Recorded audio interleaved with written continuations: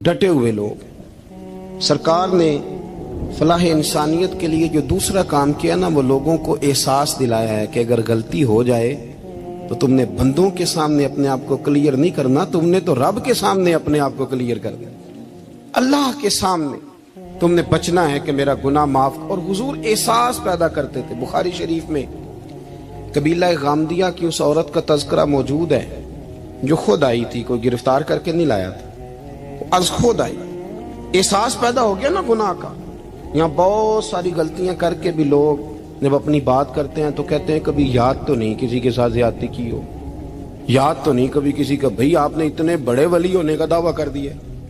इंसान तो इंसान रहता है। बड़े बड़े लोग कह गए कि या अल्लाह अगर अनजाने में भी भूल गए हैं तो हमसे दरगुजर फरमा, लेकिन जब हम तैयार ही नहीं मानने को।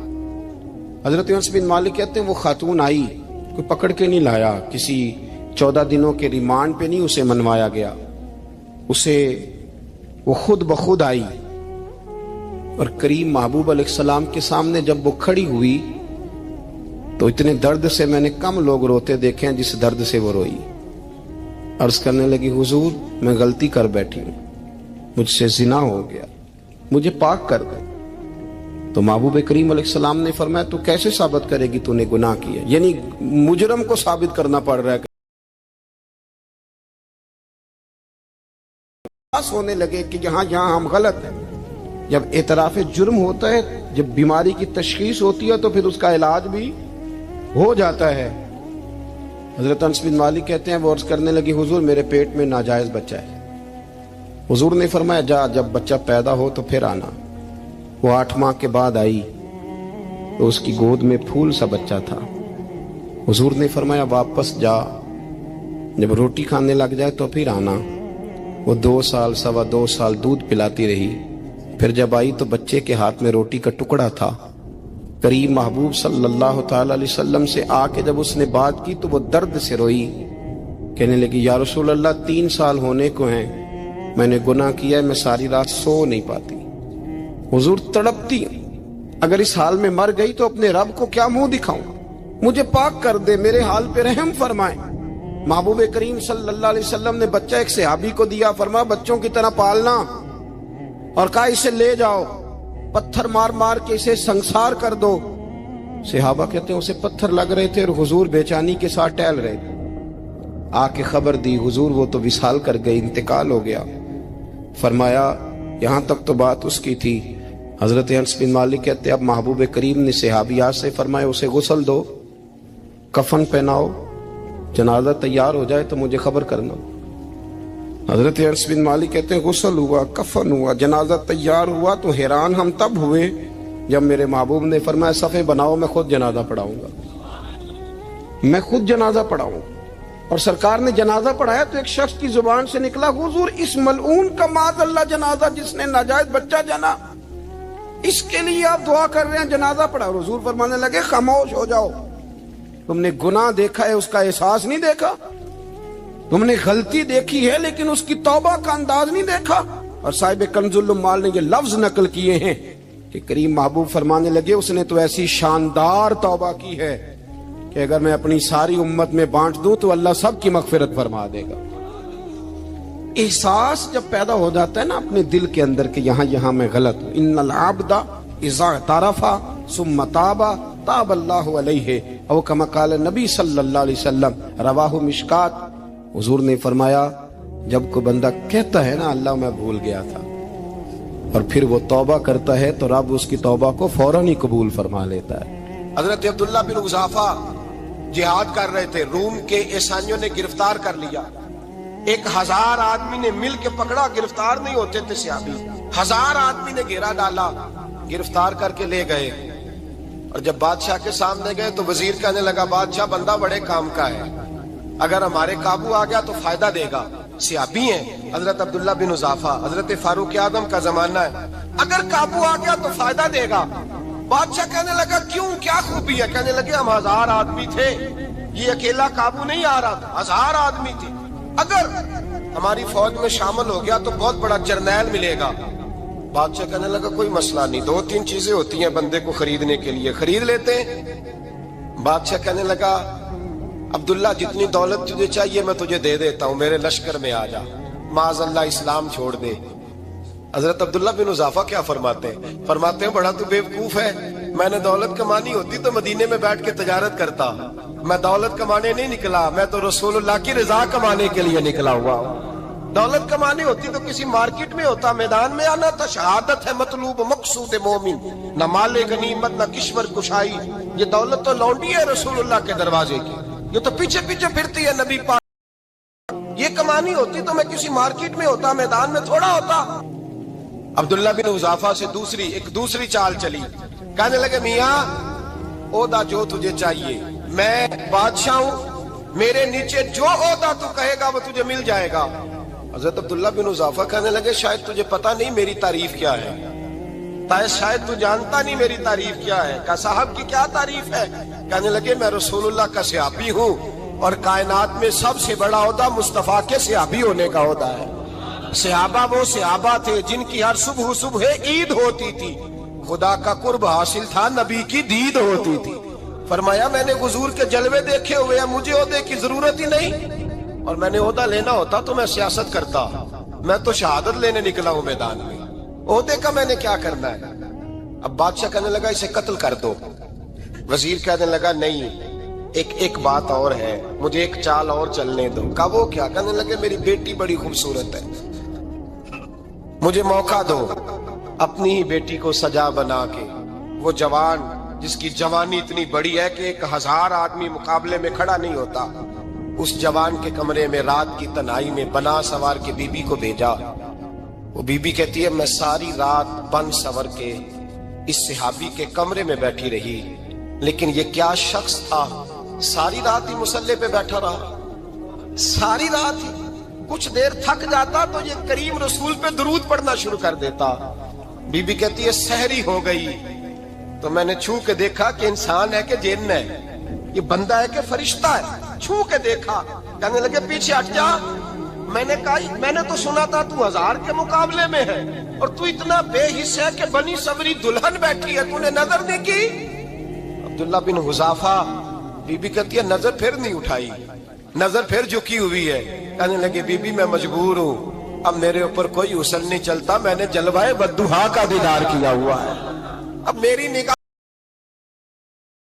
इसलिए कि जैसे मेरे सरकार है ऐसा नहीं कोई। कभी भी अब नहीं किसी का मेरे ऊपर जादू चलता, मैंने मुस्तफा को, और कहा जरा पीछे हट के बैठ, मुझे मेरे रसूल ने गैर महरम से बचने का हुक्म दिया है, जरा पीछे हट के बैठ। सहरी का वक्त था। वो बीबी कहती है उस नौजवान के जुमले मेरा सीना चीर गए, कलेजा फट गया, चीख निकली, मैं कुफर के आलम में रोई। मैंने कहा मुझे बता तो सही, आखिर ये जज्बा कहाँ से मिलता है, आखिर ये रोशनी तो मैंने देखी नहीं, कहाँ से आती है। एक मेरा बाप है जो बना सवर के मुझे तेरे कमरे में छोड़ गया, बतला ये कहाँ से कैफ आते हैं। अब्दुल्ला बिन हुज़ाफा कहने लगे अगर कैफ लेना है तो तू भी मेरे मुस्तफा का कलमा पढ़ जा, आजा दरवाजे रसूल पे झुक जा, मिल जाएगा। सवेरे दरवाजे पे बाप आया बेटी से रिजल्ट लेने, दरवाजा खोला तो बेटी नकाब पहने बाहर आई। बाप कहने लगा क्या बना? कहने लगी पीछे हट जा, तू गैर महरम है, काफर है, मैं मुसलमान हूं। उसने कहा क्या हुआ? कहने लगी तेरे जैसे को बाप कहूं, तेरे जैसे को जो मुझे इस्तेमाल कर रहा था, मैं तुझे बाप नहीं मानती, मैं अब रसूल वाली हो गई, मैं हजरत फातिमा की कनीजा हो गई, मैं अब नबी करीम की खादिमा हूं, खबरदार मेरे करीब ना आना। ये दाव भी नाकाम हुआ।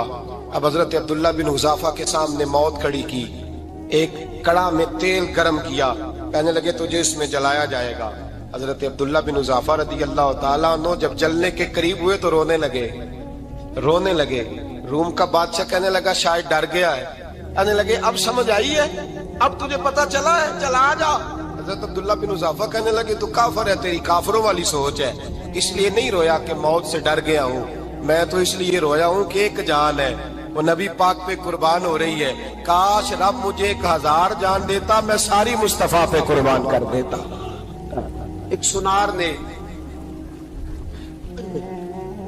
गली में एक यतीम छोटे से बच्चे को घूमते देखा तो सुनार बे औलाद था, बच्चे को उठा के घर ले आया। 18 سال اس بچے کی پرورش کی، اس کو پالا پوسا جوان کیا۔ سونار کے پاس وہ دکان پہ چلا جاتا، وہ کئی دفعہ دکان پہ رہتا، کئی دفعہ گھر میں رہتا۔ ایک دفعہ وہ دکان پہ تھا، بچہ گھر تھا، 18 سال کا جوان، اس کی بیوی اکیلی تھی۔ وہ جس نے ماں بن کے پالا تھا اس نے اسی پہ حملہ کر دیا، اس کا بازو بری نیت سے تھاما، بیوی چیخی۔ تھوڑی دیر گزری تو وہ نوجوان پیروں میں بیٹھ گیا، کہنے لگا اماں پتہ نہیں مجھے کیا ہوا۔ شام کو سونار آیا، بیوی چیخنے لگی، چلانے لگی، کہنے لگی آج عجیب بات ہوئی، جس کو میں نے جگر کا خون دے دے کے پالا اسی نے گندی نظر ڈالی۔ سونار محو حیرت ہے، بیوی کا خیال تھا کہ لاٹھ اٹھائے گا، ڈنڈا اٹھائے گا، نوجوان کو مارے گا، لیکن وہ رونے لگ گیا۔ اس نے کہا آج اس نے میرا بازو تھاما ہے، جانے کیا کیا ہے۔ پریشان ہونے لگ گیا، سجدے میں گر گیا، کہا تو بتاتا کیوں نہیں؟ تو وہ سونار کہنے لگا اس کی غلطی نہیں، 18 سال کے بعد آج مجھ پر بھی شیطان سوار ہوا تھا۔ ایک عورت آئی تھی، وہ اپنے بازوؤں میں چوڑیاں پہننا چاہتی تھی تو میں نے بھی گندی نظر سے ہاتھ ڈالا تھا، رب کریم نے مجھے فوراً اس کی سزا دی۔ جن کے گھروں میں بیٹیاں ہوتی ہیں ان کی نظریں گندی نہیں ہوتی، جو بیٹیوں کے باپ ہوتے ہیں، جو بہنوں کے بھائی ہوتے ہیں، ان کی نظریں گندی۔ اور اگر تو ٹیلی فون کرتا ہے، تو کسی عورت کے ساتھ تعلق رکھتا ہے تو یہ بات لکھ لے، امام فخر الدین رازی 1، علامہ اسماعیل حقی 2، ملا جلال الدین رومی 3، امام خازن 4، امام جلال الدین سیوطی 5 حدیث کے استاد اور محدث لکھتے ہیں کہ اگر تو کسی پر گندی نظر ڈالے گا تو تیرا گھر بچ سکتا، یاد رکھ نہیں بچے گا، اس لیے کہ تیری نظر کسی کی بیٹی کو بیٹی سمجھ تاکہ تیری بچی کا پردہ قائم رہے، کسی کی بہن کو۔ یہ کیا بات ہوئی کہ تو جتنا مرضی گند معاشرے میں پھیلاتا رہے تیرا گھر بچا رہے؟ یہ کیسے ہو سکتا ہے؟ فَإِنَّ لَهُ مَعِيشَةً ضَنْكَ، اللہ فرماتے ہیں زندگی تنگ ہو جائے گی تیرے لیے مشکل، تو ڈھونڈتا پھرے گا کہ میں مرنے کو جگہ تلاش کروں۔ سچی توبہ کرے، کھری توبہ کرے۔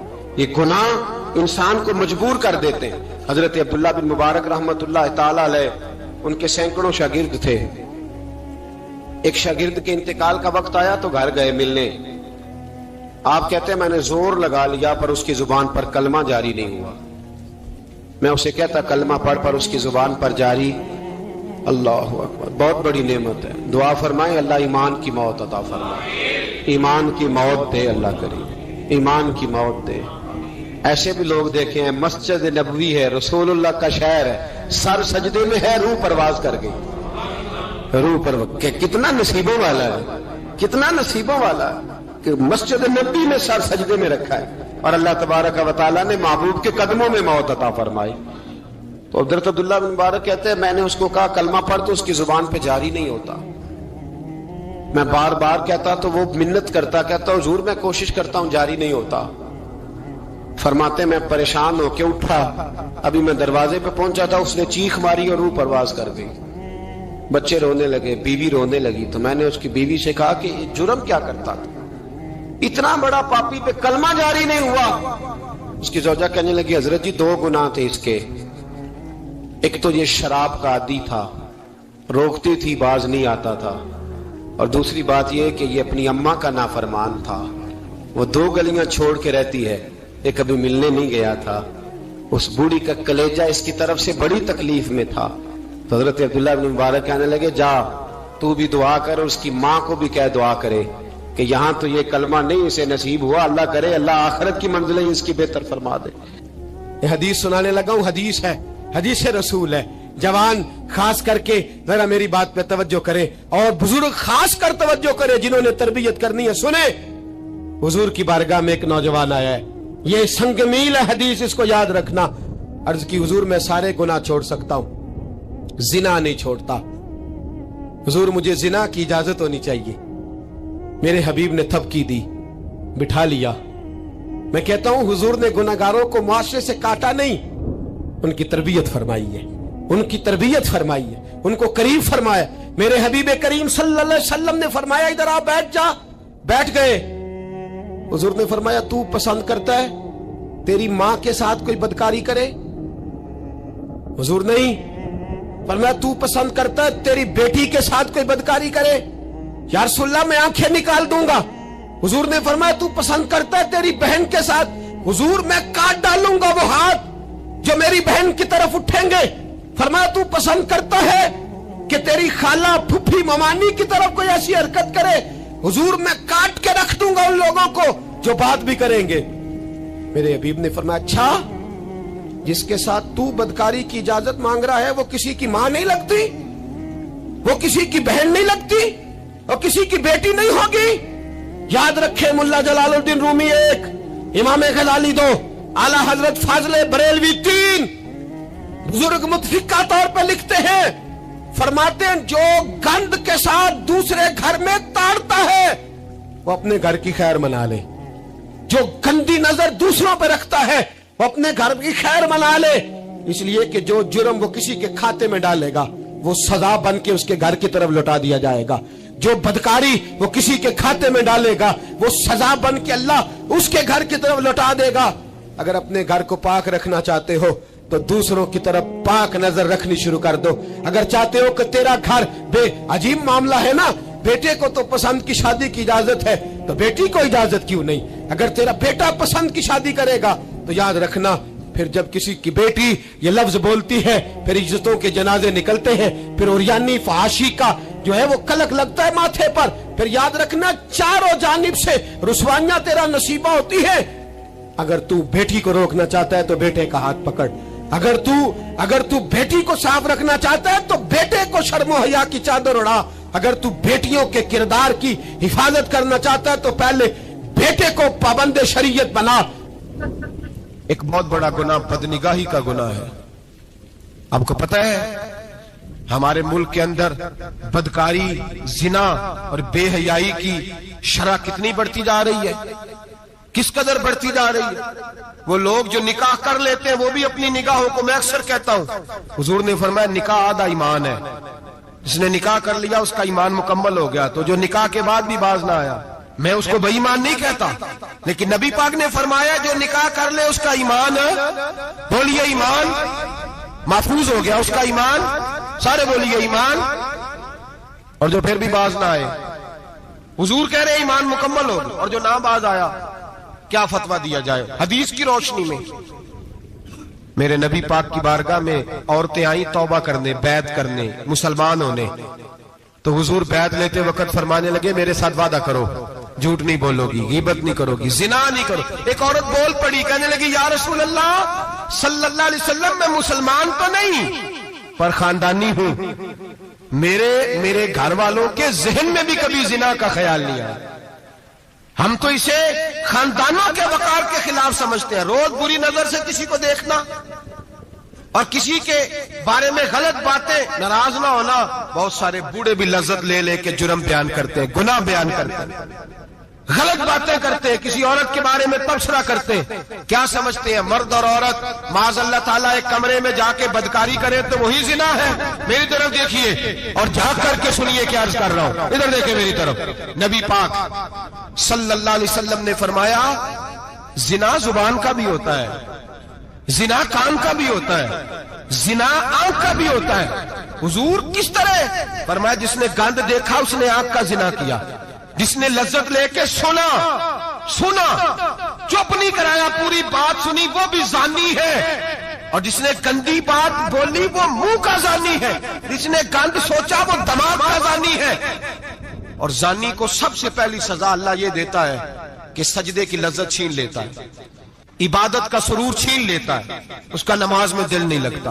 कुरान में सबसे पहली सजा उसे अल्लाह अपने दरवाजे से दूर कर देता है। भाइयों आज हमारे सजदे बेकैफ हैं, आज लोग गलत जगह पे घंटों बैठे रहते हैं, मस्जिदों में लोगों के दिलों को घबराहट होती है, लोग भागते हैं। मेरे नबी पाक ने फरमाया तो नजर को पाक कर ले, अल्लाह तेरी इबादत में लज्जत पैदा फरमा देगा। मेरे भाई याद रख ले और सुन ले, सबसे कमजोर आदमी वो है जिसका जहन पाक नहीं, सबसे कमजोर आदमी वो है जो किरदार का गलत है। एक बात मैंने पढ़ी, आप यकीन करें मेरा दिल करे कि मैं आग लगा दूं اس عنوان کو جس پہ گندگی لکھی جاتی ہے، ان اخباروں کو، ان چیزوں کو جس پہ گند لوگوں کے دلوں میں. وہ انڈیا کی ایک وزیر اعظم عورت گزری تو کسی نے اس سے کہا کہ پاکستان نے تو تمہیں شکست دی ہے، تم جیت نہیں سکے بڑا ملک ہو کے. کہنے لگی کوئی بات نہیں، تھوڑا وقت ٹھہر جاؤ، ہم ان پر تہذیبی یلغار کریں گے، ان کے گھروں میں ننگا ناچ کریں گے، یہ گندی تصویریں دیکھیں گے، یہ گند میں الجھ جائیں گے.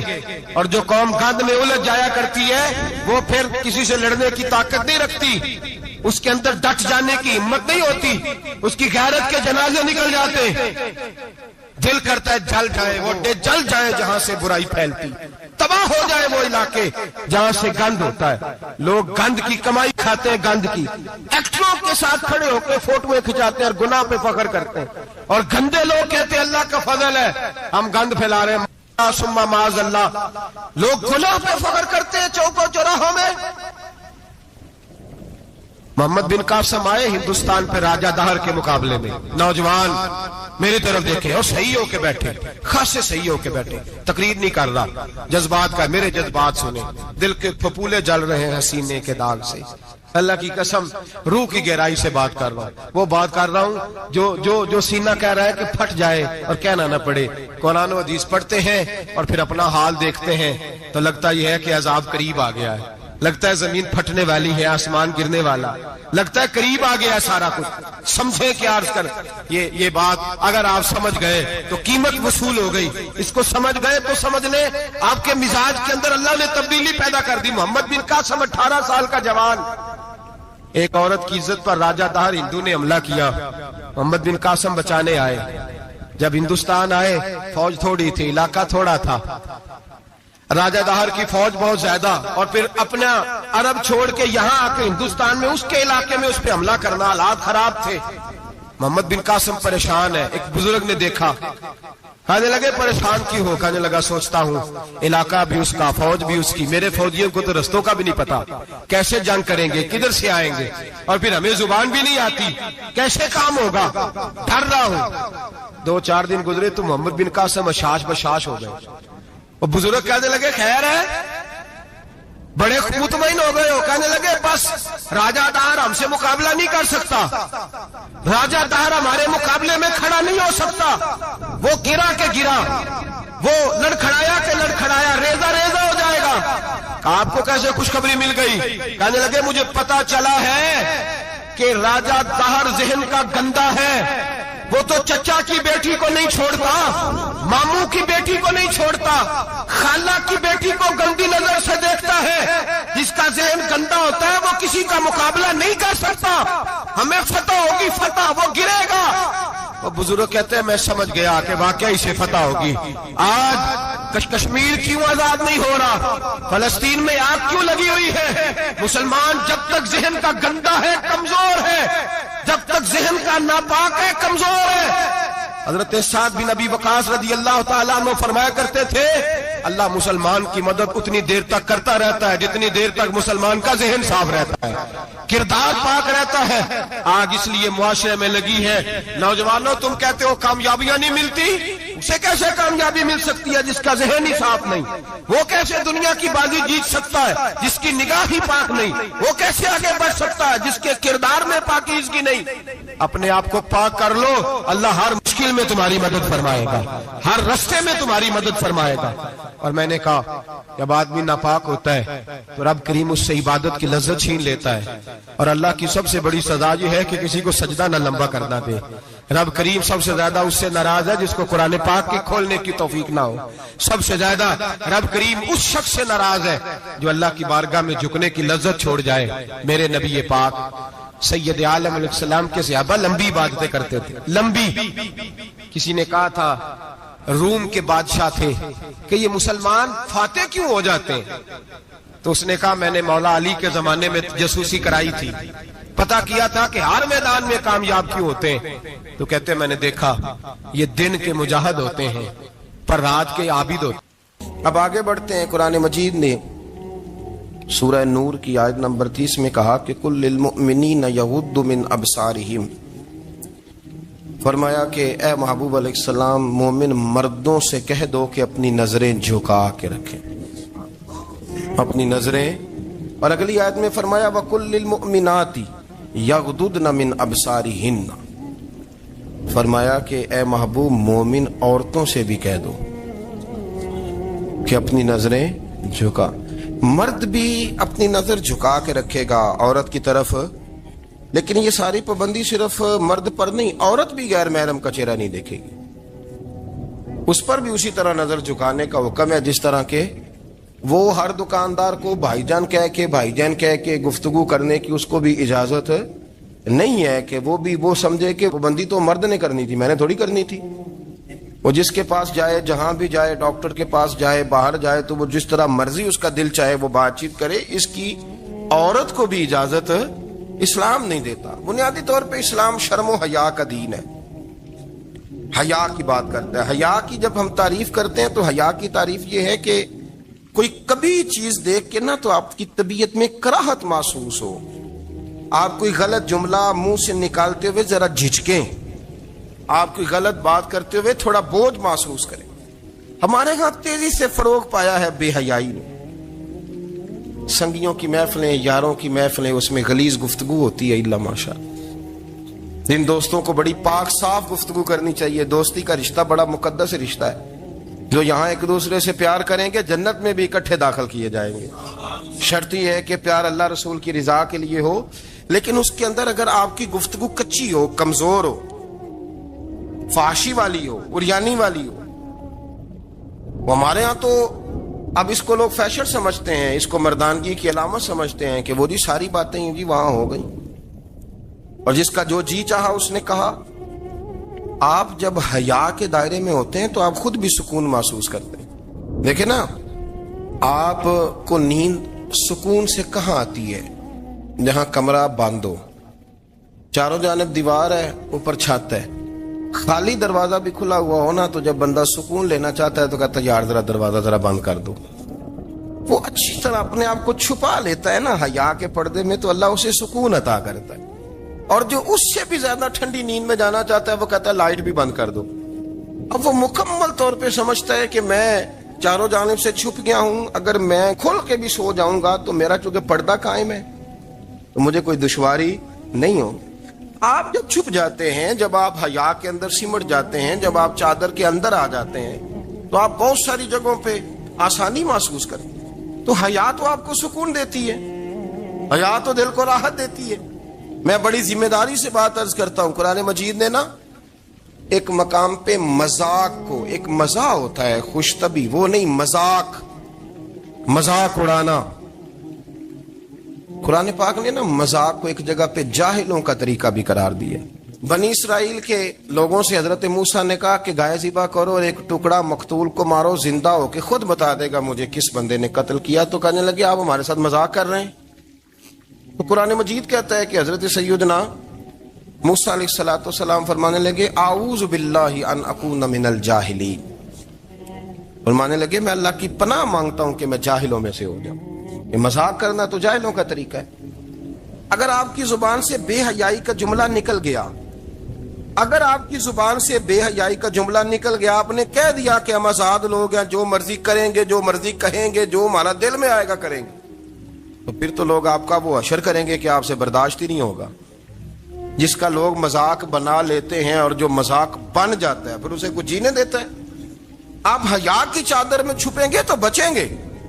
اگر آپ نے اپنا مذاق بنوا لیا یہ کہہ کے کہ میں نے مرضی کرنی ہے، پھر یاد رکھنا چھپنے کو جگہ نہیں ملے گی، پھر تکلیف میں آ جائیں گا، پھر بہت بڑی اذیت کا شکار ہو جائیں. شرم و حیا، عرب کے اندر جو کنواری لڑکیاں تھیں ان میں بڑی حیا ہوتی. الحمدللہ میں بڑے فخر سے کہتا ہوں کہ میرے پنجاب کی، میرے پاکستان کی بیٹیاں بھی 20 دفعہ ان کا ابا کہے تیری شادی کرنی ہے تو وہ آنکھ نہیں اٹھا پاتی آج بھی.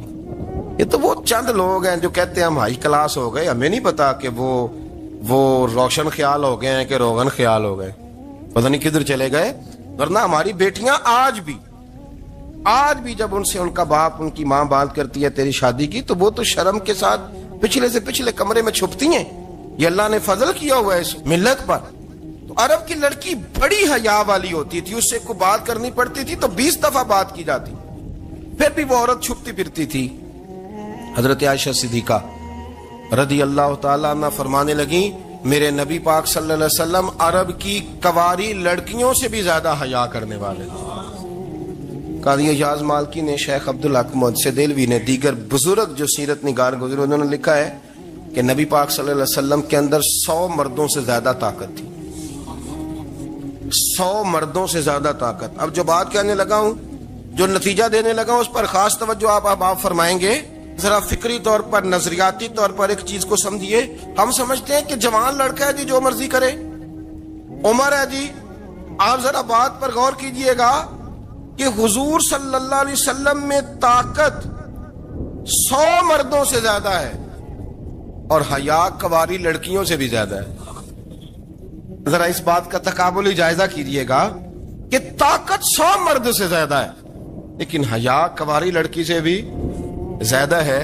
اس کا معنی یہ ہوا کہ جس ٹہنی کو پھل زیادہ لگ جاتے ہیں وہ جھکا کرتی۔ تو حیا تو حسن ہے، حیا تو آپ کو پاک صاف کرے گا، حیا تو آپ کو نرالا کرے گا، انوکھا کرے گا۔ وہ ہمارے ایک دانشور ہے، تم نے مضمون لکھا، کئی باتیں بڑی پسند آتی ہیں۔ وہ کہتے ہیں کہ میری اہلیہ، ان کو بھی کسی نے مس گائیڈ کر دیا تھا، حالانکہ اچھی خاتون ہے، کسی نے مس گائیڈ کر دیا۔ وہ بھی سماجی اور ویلفیئر اور یہ خواتین کو شوق ہوتا نا بننے کا، تو وہ بھی سماج کے اندر اچھا مقام تلاش کرنے کے موڈ میں آ گئی۔ تو کہیں ایک دن جانا تھا تو بڑی بن سنور کے میرے ساتھ وہ گاڑی میں بیٹھ گئی۔ تو میں گاڑی میں، عورتوں کو یہ بھی مسئلہ ہوتا ہے نا کہ ہماری تعریف کرو، تو کئی دفعہ بعض مردوں بیچاروں کو جھوٹ بولنا پڑتا ہے، وہ زبردستی کراتی ہیں نا جی۔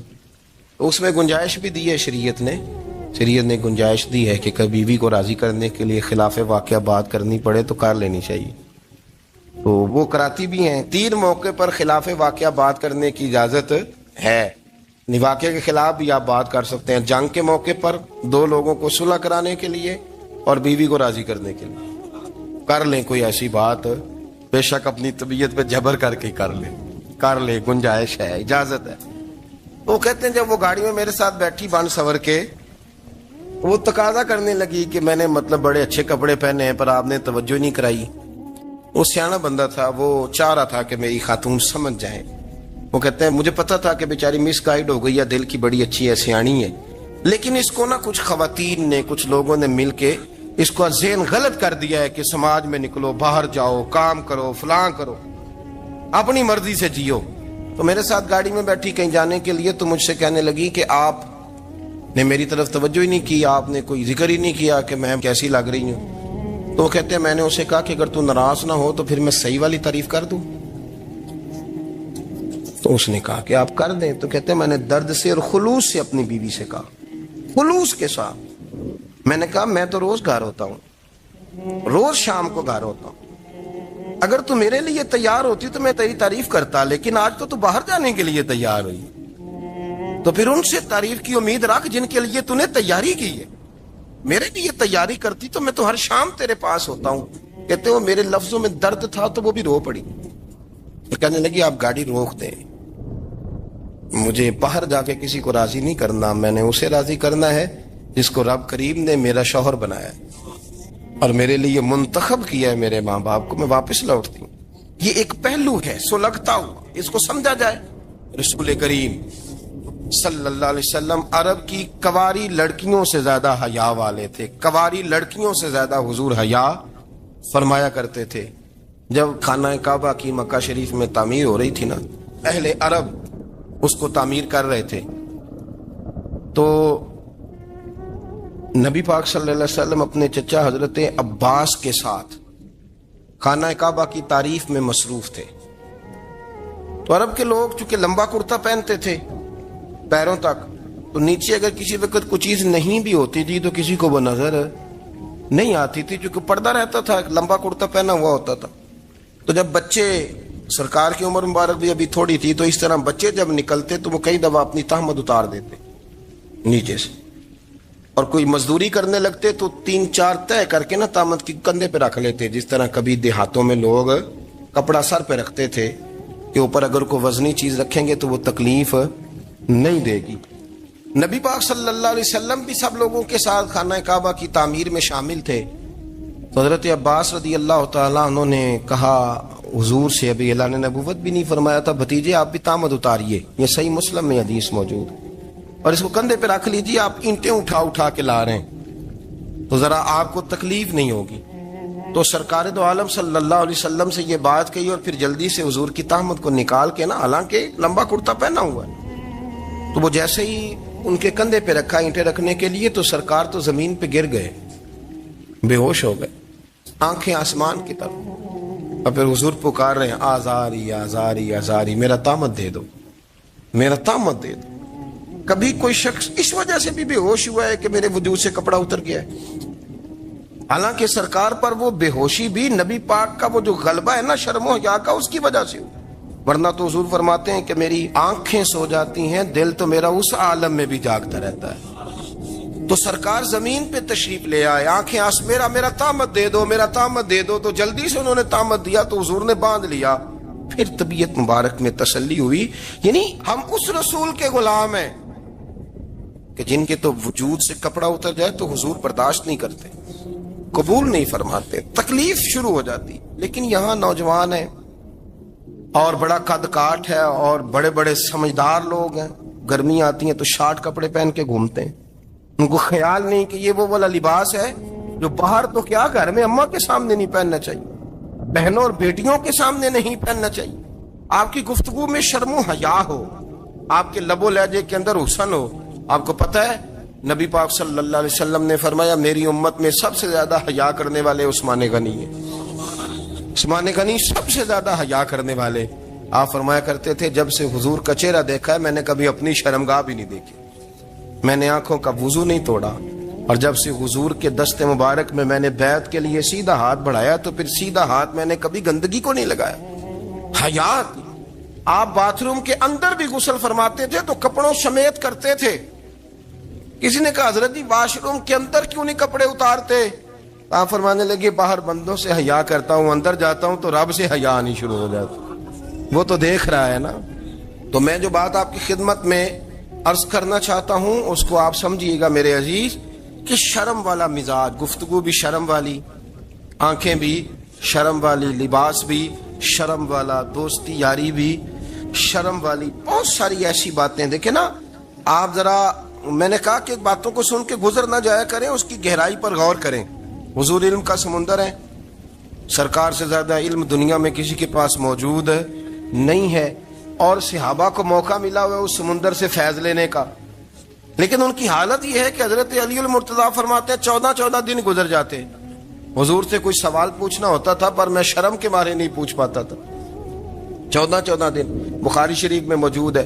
ایک دن نبی پاک صلی اللہ علیہ وسلم نے پوچھا صحابہ سے کہ وہ کون سا درخت ہے جس کے پتے نہیں گرتے، اور وہ درخت اس طرح ہے جس طرح مومن ہوتا ہے، وہ درخت میرے مومن کی طرح بتاؤ۔ حضرت عبداللہ ابن عمر فرماتے مجھے پتا تھا کہ وہ کھجور کا درخت ہے، لیکن چونکہ ابو بکر صدیق بھی بیٹھے ہیں، عمر فاروق بھی بیٹھے ہیں، مولا علی بھی بیٹھے ہیں، عثمان غنی بھی بیٹھے ہیں، اتنے جید لوگ بیٹھے ہیں، تو مجھے حیا آتی تھی کہ میں کیوں جواب دوں۔ کہتے سرکار نے کئی دفعہ پوچھا، لوگوں نے کئی اور درخت بتائے، پر فرمایا تمہارا جواب درست نہیں ہے۔ آپ حیا کے اس پہلو پر غور کریں کہ سوال کا جواب آتا ہے، سوال کا جواب، یعنی مجھے سوال کا جواب آتا اور پھر میں دوں نہ، مجھے بدہضمی نہ ہو جائے گی؟ یہ کیسے ممکن ہے کہ میری رات گزر جائے، مجھے پتا بھی تھا اور میں نے بتایا نہیں؟ بہت سارے لوگ آ کے بہت ساری باتیں بتاتے ہیں، بہت ساری باتیں وہ سمجھاتے ہیں، تو ہم غور سے ان کا چہرہ دیکھنے لگ جاتے ہیں، کہتے ہیں یار اس کا تو دعویٰ تھا کہ میں سمجھنے آتا ہوں، یہ تو ہمیں سمجھا رہا ہے، چلو الحمدللہ ہم سمجھنے کو تیار ہیں۔ لیکن میرے عزیز پتہ بھی ہے جواب کا، علم بھی ہے، لیکن فرماتے ہیں میری حیا نے مجھے اجازت نہ دی کہ میں جواب دوں۔ آپ فرماتے ہیں پھر حضور سے صحابہ نے عرض کی کہ یا رسول اللہ آپ ہی بتا دیں وہ درخت کون سا ہے، تو حضور نے فرمایا بھئی وہ کھجور کا درخت ہے۔ تو آپ فرماتے ہیں میں دل ہی دل میں کہہ رہا تھا کہ الحمدللہ میرا جواب درست ہے، حالانکہ میں نے جواب دیا ہی نہیں۔ تو لفظوں میں حیا، جملوں میں حیا، آنکھوں میں حیا، اٹھنے میں حیا، بیٹھنے میں حیا، چلنے میں حیا ایک خوبصورت حسن ہے، اور نبی پاک صلی اللہ علیہ وسلم نے فرمایا جب تو بے حیا ہو جائے نا پھر تو آزاد ہے، پھر تو جو مرضی کا۔ پھر تو جو اس لیے بزرگ جب کسی کو بے حیا کہتے تھے نا، اللہ اکبر، اور جب کسی کو کہتے تھے نا یہ بے حیا ہے تو لوگ سمجھتے تھے کہ کوئی ہلکی سی بات کر دی، لیکن ان کا معنی یہ ہوتا تھا کہ بس بھائی اب اس کے ساتھ کوئی کلام کرنے کی ضرورت ہے، اس کو اب اصلاح کی ضرورت نہیں، یہ بے حیا ہے۔ کیا معنی کہ اب یہ جو اس کے دل میں آئے گا وہ کرے گا، جو اس کی طبیعت چاہے گی وہ کرے گا، اب یہ کسی پہلو بھی قابو آنے کو تیار بے حیا ہو گیا۔ بے حیائی بہت بڑا عیب ہے، اور جو لوگ کہتے ہیں کہ ہمیں بالکل آزادی ہونی چاہیے، ہمارا اپنا جسم ہے تو ہماری اپنی مرضی چلے گی۔ ایک وزیر صاحب ہیں، پتہ نہیں میں ان کو جانتا تو نہیں، انہوں نے سینٹ میں تقریر کی ہے، میں نے ان کی بات سنی ہے، اس نے کہا نہیں بھائی، جسم رب کا ہے تو مرضی بھی تو رب کریم کی چلے گی، اور مرضی بھی اللہ کی۔ یہ مجھے تھوڑا سا مسئلہ ہے جسم پر، کبھی کبھی مجھے کثرت سفر سے الرجی ہو جاتی ہے۔ میرے ساتھ لوگ نا دل سے پیار کرتے ہیں، شاید ہی کوئی اچھا ڈاکٹر ہو جس تک میرے سنگی مجھے لے کے نہ گئے ہوں، پر جسم اللہ کا ہے نا، مرضی بھی جب وہ چاہے گا صحت دے گا۔ کیوں کچے کاموں میں لوگ پڑ گئے، کیوں غلط لوگ سوچ میں پڑ جاتے ہیں، یہ اسی کا ہے۔ اور جب وہ چاہے گا، آپ اس بات کو اچھے طریقے سے سمجھ لیں کہ جو اپنی مرضی چوکوں چوراہوں میں کر رہے ہوتے ہیں نا، جو مرضی گندمند، وہ جانور ہوتے ہیں، وہ جانور ہوتے ہیں جو نہ چونک دیکھتے ہیں نہ گلی دیکھتے ہیں، نہ انہیں پتہ ہوتا ہے کہ جگہ کون سی ہے۔ وہ انسان، میں نے کہہ دیا جو میں نے کہنا تھا، میں نے کہہ دیا، وہ جانور ہوتے ہیں۔ اور جو کچھ انسان ہوتے ہیں نا، ان کے اندر کچھ نہ کچھ پھر شرم حیا بھی ہوتی ہے۔ وہ چوکوں چوراہوں میں وہ حرکتیں اور وہ کام نہیں کرتے جو جانور کرتے ہیں۔ ان کے لیے بڑے پردے ہوتے ہیں، ان کے لیے بڑی باتیں ہوتی ہیں، ان کے لیے بڑا کچھ ہوتا ہے۔ جو بالکل آزاد ہو جائے، کوئی پتہ نہ ہو کس وقت کیا کہنا ہے کیا کرنا ہے، تو پھر وہ دائرہ انسانیت سے خارج ہو جاتا ہے۔ ہم آپ کو کیا دعوت دیں؟ آپ تو وہ باتیں کر رہے ہیں جو اسلام کا انسانیت کے حق میں بھی ٹھیک نہیں، آپ تو وہ والی باتیں کر رہے ہیں جن کا انسانیت بھی تقاضا نہیں کرتی کہ یہ باتیں ہونی چاہیے۔ لیکن ایک بات، میں تو جذباتی نہیں ہوتا، میں بڑے غور سے چیزوں کو دیکھتا ہوں، سنتا ہوں، اور نہ میں ان موسمی مینڈکوں کی۔ وہ مجھے عاتق صاحب کہنے لگے جی بڑے بڑے مولوی ایک بندے کے ساتھ بیٹھے ہوئے ہوتے تھے اور وہ روزے میں بڑے بڑے درس دیتا تھا، تو وہ بھی فلانی حرکتیں کر رہا ہے۔ تو میں نے کہا ہم نے تو پرانا کہا تھا کہ موسمی مینڈک ہے، تو پرانے کہہ رہے ہیں کہ اداکار ہے، تو وہ جہاں کاسٹ کریں گے وہاں وہ اداکاری کرے گا۔ آپ کسی مذہبی جگہ کر لیں تو وہاں کر لے گا، کہیں اور جگہ کریں گے تو ہم تو پرانا کہہ رہے ہیں۔ تو کسی کو کبھی سمجھ آتی ہے تو کسی کو کبھی اور جگہ جا کے سمجھ آتی ہے۔ خوشبو ہے جو عالم میں تیری ہے، گلے چیدہ قسموں سے بیان تیرے اوصاف حمیدہ، خوشبو ہے دو عالم میں، خوشبو ہے دو عالم میں تیری گلے چیدہ، تجھ سا کوئی آیا